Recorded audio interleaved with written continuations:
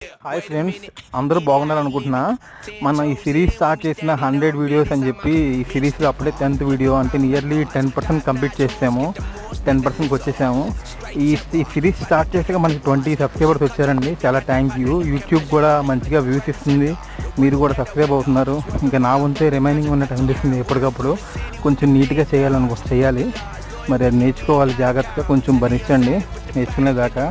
అదేవిధంగా ఈ construction field అనేదండి daily amount అనేది వాటర్లో కంప్లీట్ అయిపోతూనే ఉంటాయి.